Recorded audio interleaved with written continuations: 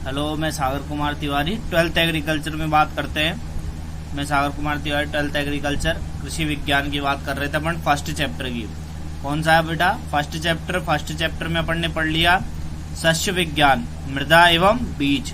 तो देखो यहाँ शस्य विज्ञान कंप्लीट हो गया था। अब अपन बात कर रहे हैं किसकी? मृदा की, मृदा और बीज की। तो देखो मृदा में बात कर ली थी अपन ने कि भाई मृदा उर्वरता उत्पादकता में अंतर, मृदा किसे कहते हैं, ठीक है, और उनको प्रभावित करने वाले कारक कौन कौन से। अब यहाँ नया टॉपिक आज से शुरू हुआ है मृदा क्षरण यानी सॉइल इरोजन। यानी मृदा क्षरण का मतलब क्या होता है कि अपन सिंपल वे में बात करें तो मृदा के कणों का एक स्थान से दूसरे स्थान पर स्थानांतरित होना क्या कहलाता है? मृदा क्षरण कहलाता है। क्या है बेटा परिभाषा? कि मृदा के कणों का एक स्थान से दूसरे स्थान पर स्थानांतरित होने की क्रिया को क्या कह लेते हैं? मृदा क्षरण कहते हैं। जैसे अपन अगर साइंटिफिक बात करें, ठीक है, लिखने के हिसाब से, तो क्या है कि भौतिक रूप से मिट्टी के कणों का क्या है? भौतिक रूप से मिट्टी के कणों का एक स्थान से दूसरे स्थान तक पहुंचने की क्रिया को क्या कहते हैं? मृदा क्षरण कहते हैं। या दूसरी बात करते हैं कि भौतिक रूप से मिट्टी के कणों का अपने स्थान से हटने की क्रिया को मृदा क्षरण कहते हैं। क्या है? भौतिक रूप से मिट्टी के कणों का अपने स्थान से हटने की क्रिया को क्या कहते हैं? मृदा क्षरण कहते हैं। समझ गए मृदा क्षरण? अब मृदा क्षरण के प्रकार देखेंगे। तो मृदा क्षरण के कितने प्रकार है बेटा? 2 प्रकार है। कौन कौन से प्रकार होते हैं? 2, भौतिक प्राकृतिक क्षरण और दूसरा होता है त्वरित क्षरण। यानी अगर अपन बात करें प्राकृतिक का मतलब क्या होता है? नेचुरल इरोजन, और दूसरा होता है त्वरित यानी क्या होता है? Artificial erosion. आर्टिफिशियल यानी क्या होता है? कृत्रिम। जो क्या होता है? बात करते हैं अपन प्राकृतिक का मतलब क्या होता है? यानी प्रकृति द्वारा किए जाने वाला क्षरण। और त्वरित क्षरण क्या होता है कि मनुष्यों द्वारा या पशुओं द्वारा किए जाने वाला क्षरण क्या कहलाता है? त्वरित क्षरण कहलाता है। अब देखो बात करते हैं सबसे पहले प्राकृतिक क्षरण की। तो प्राकृतिक क्षरण क्या होता है? देखो एक डेफिनेशन याद रखनी है लास्ट तक। क्या? कि मृदा के कणों का एक स्थान से दूसरे स्थान पर स्थानांतरित होना ही क्या कहलाता है? क्षरण कहलाता है। अब बात करेंगे कि भाई प्राकृतिक क्षरण किसके द्वारा होगा? तो मृदा का प्राकृतिक रूप से हवा तथा जल द्वारा लगातार धीरे धीरे क्षरण को ही क्या कहते हैं? प्राकृतिक क्षरण कहते हैं। तो देखो क्या बात कही अपन ने कि भाई प्रकृति के द्वारा हवा तथा जल द्वारा, प्राकृतिक क्षरण में हवा तथा जल द्वारा मृदा के कणों का एक स्थान से दूसरे स्थान पर स्थानांतरित होना क्या कहलाता है? प्राकृतिक क्षरण कहलाता है। इस क्षरण को विशेष हानि नहीं होती। इस क्षरण में क्या होती है? विशेष हानि नहीं होती है। और इस क्षरण में मनुष्यों द्वारा नहीं रोका जा सकता। इस क्षरण को क्या किया जा सकता है बेटा? मनुष्यों द्वारा नहीं रोका जा सकता है। मनुष्य कैसे रोक लेगा? क्योंकि प्राकृतिक आपदाएं मनुष्य थोड़ी रोक सकता है। तो इसलिए प्राकृतिक क्षरण को क्या है? मनुष्यों द्वारा नहीं रोका जा सकता। तो अपन क्या समझे प्राकृतिक क्षरण से? कि मृदा का प्राकृतिक रूप से हवा तथा जल द्वारा लगातार धीरे धीरे क्षरण को ही क्या कहते हैं? प्राकृतिक क्षरण कहते हैं। इस क्षरण से विशेष हानि नहीं होती है। इस क्षरण को मनुष्य द्वारा नहीं रोका जा सकता है। बात करेंगे त्वरित क्षरण की। किसकी बात करेंगे? त्वरित क्षरण। तो त्वरित क्षरण क्या होता है? कि मृदा की वनस्पतियों को पशुओं द्वारा चराकर, खोदकर या जोतकर समाप्त किया जाता है। इस प्रकार के क्षरण को त्वरित क्षरण कहते हैं। अब ये सारी क्रियाएं किसके द्वारा होती है? तो मनुष्यों द्वारा या पशुओं द्वारा। क्योंकि मैंने बताया ना त्वरित क्षरण किसके द्वारा होता है? मनुष्यों द्वारा या पशुओं द्वारा होने वाला क्षरण क्या कहलाता है? त्वरित क्षरण कहलाता है। तो ये क्या करते हैं कि मृदा पर उपस्थित वनस्पति को क्या कर देते हैं? पशु खा जाते हैं, चर जाते हैं। या क्या होता है कि मनुष्य अपनी आवश्यकता के अनुसार क्या करता है कि घास झाड़ फूड को हटाकर खेत को जोतकर क्या कर लेता है? तैयार कर लेता है और उस पे क्या करता है? फसल उगाना शुरू कर लेता है, जिससे मृदा का क्षरण होता है। अब बात करेंगे त्वरित क्षरण भी कितने प्रकार का होता है? 2 प्रकार का। कौन कौन सा? जल द्वारा और वायु द्वारा। अब वो की वही परिभाषा। क्या? कि मृदा के कणों का जल द्वारा एक स्थान से दूसरे स्थान पर स्थानांतरित होना जल क्षरण कहलाता है। और मृदा के कणों का वायु द्वारा एक स्थान से दूसरे स्थान पर स्थानांतरित होना वायु क्षरण कहलाता है। समझ गए? अब यहाँ बात करेंगे किसकी? जल क्षरण की। किसकी बात करेंगे अपन? जल क्षरण की। तो जल क्षरण की परिभाषा मैंने बता दी सीधी सी।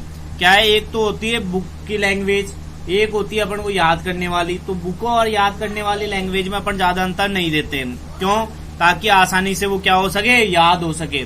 तो क्या है कि मृदा पर वर्षा की बूंदें जैसे ही गिरती है तो गिरने से क्या होता है कि मृदा के कण अपने मूल स्थान से क्या हो जाते हैं, तीतर बितर हो जाते हैं। और वर्षा के साथ मृदा के कण एक स्थान से कहाँ हो जाते हैं, दूसरे स्थान पर स्थानांतरित हो जाते हैं।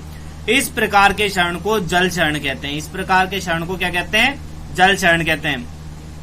अपन ने बात की सिंपल सी, क्या था कि वर्षा की बूंदें जब क्या करती है, मृदा पर गिरती है। कहाँ गिरती है, ये अपना धरातल है, धरातल के मृदा पर गिरती है। तो यहाँ क्या है, मृदा के कण है। तो जैसे ही ये बूंद यहाँ गिरती है तो इसके गिरने से क्या होता है कि मृदा के कण अपने मूल स्थान से, यहाँ थे तो यहाँ से क्या चले जाते हैं, छिटक कर दूसरे स्थान पर स्थानांतरित हो जाते। इस प्रकार के क्षरण को क्या कहते हैं, जल क्षरण कहते हैं। इस प्रकार के क्षरण को क्या कहते हैं अपन, जल क्षरण कहते हैं। क्योंकि मृदा पर वर्षा की बूंदे गिरने से, मृदा है ये, मृदा पर वर्षा की बूंदे गिरने से क्या होते हैं, मृदा के कण अपने स्थान से तितर बितर हो जाते हैं या पानी के साथ बहकर अपने स्थान से दूसरे स्थान पर स्थानांतरित हो जाते हैं। इस प्रकार के क्षरण को क्या कहते हैं अपन, जल क्षरण कहते हैं। क्या कहते हैं, जल क्षरण कहते हैं। अब बात करते हैं जल क्षरण के प्रकारों की। किसकी बात करेंगे अपन, जल क्षरण के प्रकारों की। ये बात करेंगे जल क्षरण के प्रकारों की। तो जल क्षरण के प्रकार क्या होते हैं, देखो मैं बता देता हूं आपको कौन कौन से प्रकार होते हैं भाई। बौछार क्षरण, परत क्षरण, ठीक है, रिल क्षरण, अवनालिका क्षरण, ये 4 प्रकार के क्षरण होते हैं। जल द्वारा क्षरण होता है इनके द्वारा। तो बौछार में क्या होता है, देखो सिंपल सी बात बता देता हूँ। बौछार में क्या होता है कि जब वर्षा की बूंदें कहाँ गिरती है, मृदा के ऊपर गिरती है। तो मृदा के ऊपर गिरने से क्या होता है, मृदा के कण अपने स्थान से दूसरे स्थान पर स्थानांतरित हो जाते हैं। बात करते हैं दूसरा परत क्षरण की। तो परत क्षरण में क्या होता है, जब वर्षा द्वारा जल उत्पन्न होता है तो वो क्या करता है कि मृदा की ऊपरी सतह को, यानी मृदा की ऊपरी सतह यानी क्या होता है, परत को अपने साथ बहाकर एक स्थान से दूसरे स्थान पर ले जाता है। रिल क्षरण की बात करते हैं तो रिल क्षरण में क्या होता है कि ढलान वाले क्षेत्रों में मृदा क्षरण की क्या होती है, मृदा क्षरण में खेत में छोटी छोटी क्या बन जाती है, नालियां बन जाती है। और नालियों द्वारा मृदा के कण एक स्थान से दूसरे स्थान पर स्थानांतरित हो जाते हैं। चौथी बात करते हैं अवनालिका क्षरण की। तो अवनालिका क्षरण क्या होता है कि रील क्षरण की क्या है, अगली अवस्था होती है। इसमें क्या होता है कि छोटी छोटी नालियां क्या हो जाती है, गहरे चौड़े आकार का गड्ढे का आकार ले लेती है और एक जगह जाकर एकत्रित हो जाती है। तो इनको सविस्तार देखते हैं क्या होता है भाई। जल क्षरण की बात करते हैं तो जल क्षरण में पहला क्या है प्रकार में, बौछार क्षरण। तो बौछार क्षरण क्या होता है, यह मृदा क्षरण की क्या है, प्रारंभिक अवस्था है। क्योंकि पहला ही पॉइंट है तो क्या है, ये प्रारंभिक अवस्था होती है। जब वर्षा की बूंदें कहाँ गिरती है, जमीन पर गिरती है। तो जमीन पर गिरने से क्या होते हैं, मृदा के कण अपने मूल स्थान से स्थानांतरित हो जाते हैं, जिससे मृदा की जलधारण क्षमता क्या हो जाती है, कम हो जाती है। भाई सीधी सी सिंपल सी बात है। देखो बेटा, ये तो क्या होती है, पहली स्टेज है। क्या है ये, पहली स्टेज है किसकी, मृदा क्षरण की। कौन सी स्टेज है, पहली स्टेज है। इसमें क्या होता है कि मृदा के कण जब वर्षा की बूंदे मृदा के ऊपर गिरती है, जब वर्षा की बूंदे मृदा के ऊपर गिरती है तो मृदा के कण अपने मूल स्थान से क्या हो जाते हैं, स्थानांतरित हो जाते हैं, और जिससे क्या होते हैं, मृदा की जलधारण क्षमता क्या हो जाती है, कम हो जाती है। समझ गए। तो बौछार के रूप में क्या है कि जैसे बूंदे गिरती है बारीक बारीक सी। दूसरी बात करते हैं परत क्षरण की। तो परत क्षरण क्या होता है, जब वर्षा का जल मृदा की ऊपरी सतह को बहाकर एक स्थान से दूसरे स्थान पर ले जाता है। वर्षा का जल मृदा की ऊपरी सतह पर उपस्थित मृदा के कणों को एक स्थान से दूसरे स्थान पर ले जाता है। इस प्रकार के क्षरण को क्या कहते हैं अपन, परत क्षरण कहते हैं। मतलब पूरी की पूरी एक लेयर चली जाती है ऐसे कैसे, ठीक है। तो क्या है, वर्षा का जल मृदा की ऊपरी सतह को अपने साथ बहाकर एक स्थान से दूसरे स्थान पर ले जाता है। इस प्रकार के क्षरण को परत क्षरण कहते हैं। अब परत क्षरण को क्या है, आंखों द्वारा स्पष्ट देखा नहीं जा सकता, लेकिन इस प्रकार के क्षरण में हानि अधिक होती है। क्यों, क्योंकि मृदा की ऊपरी सतह पर उपस्थित पोषक तत्व क्या होते हैं, पानी के साथ बहकर या मृदा में घुलकर क्या होते हैं, एक स्थान से दूसरे स्थान पर चले जाते हैं और इन चले जाने के कारण मृदा की उर्वरता क्षमता कम हो जाती है और मृदा की उर्वरता क्षमता कम होने से मृदा की उत्पादकता क्षमता क्या हो जाती है, कम हो जाती है। समझ गए। बात करते हैं अगले पॉइंट की, रील क्षरण की। तो रील क्षरण क्या होता है, इस प्रकार का क्षरण क्या होता है, कहाँ होता है, मैंने बता दिया था पहले ही शुरुआत में ही। इस प्रकार का क्षरण क्या होता है, ढलान वाले क्षेत्रों में या क्या है, जहाँ ढलानदार भूमि है या पहाड़ी क्षेत्र है उनमें क्या होता है, इस प्रकार का क्षरण दिखाई देता है। इस प्रकार के क्षरण में क्या होता है, खेत में क्या बन जाती है बेटा, छोटी छोटी नालियां बन जाती है। भाई रील क्षरण क्या होता है कि ढलान वाले क्षेत्रों में या पहाड़ी क्षेत्रों की मृदाओं में होता है। और इस प्रकार के क्षरण में क्या होता है, खेत में क्या बन जाती है, छोटी छोटी नालियां बन जाती है। फिर देखो ये नालियां क्या होती है बेटा, धीरे धीरे चौड़ी होने लगती है।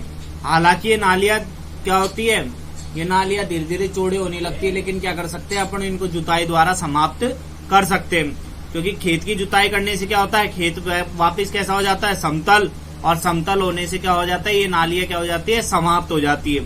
लेकिन आपको बताऊं अगले क्षरण की, अवनालिका क्षरण में, अवनालिका क्षरण में ये नालियां बनने के बाद में समाप्त नहीं की जा सकती, ये बात ध्यान रखना।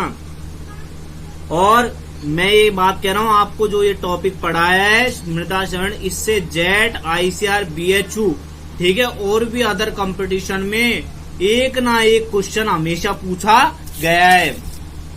देखो कैसे, भाई अवनालिका क्षरण में पूछते हैं। तो ये क्या है, मैंने बता दिया कि रील क्षरण की क्या है, बढ़ती हुई अवस्था है। अवनालिका क्षरण क्या है, रील क्षरण की बढ़ती हुई अवस्था है। और रील क्षरण में बनी हुई नालियां इतनी चौड़ी और गहरी हो जाती है। रील क्षरण में क्या होता है, नालियां कैसी बनी है, छोटी छोटी, और अवनालिका क्षरण में नालियां क्या कर लेती है, बड़ा आकार ग्रहण कर लेती है। कैसे कि चौड़ी और गहरी हो जाती है। और ये क्या होती है कि एक ढलानदार स्थान पर जाकर सारी नालियां क्या होती है, आपस में मिल जाती है। और आपस में मिलने से क्या होता है, उस स्थान पे क्या बन जाता है, गहरा गड्ढा बन जाता है, जिसे जुताई द्वारा समाप्त नहीं किया जा सकता। और इन मृदाओं में कृषि कार्य करना भी क्या होता है, कठिन होता है। तो अवनालिका क्षरण क्या था भाई, रील क्षरण की क्या है, बढ़ती हुई अवस्था है। और इसमें क्या होती है कि रील क्षरण में बनी हुई नालियां क्या कर लेती है, चौड़ी और गहरी हो जाती है। और ये नालियां क्या होती है, ढलानदार स्थान पर आकर एक स्थान पर मिलती है और उस स्थान पर क्या हो जाता है, गहरा खड्डा बन जाता है। जुताई द्वारा इसको क्या किया जा सकता है, समाप्त नहीं किया जा सकता। और इन मृदाओं में कृषि कार्य करना क्या होता है, कठिन होता है।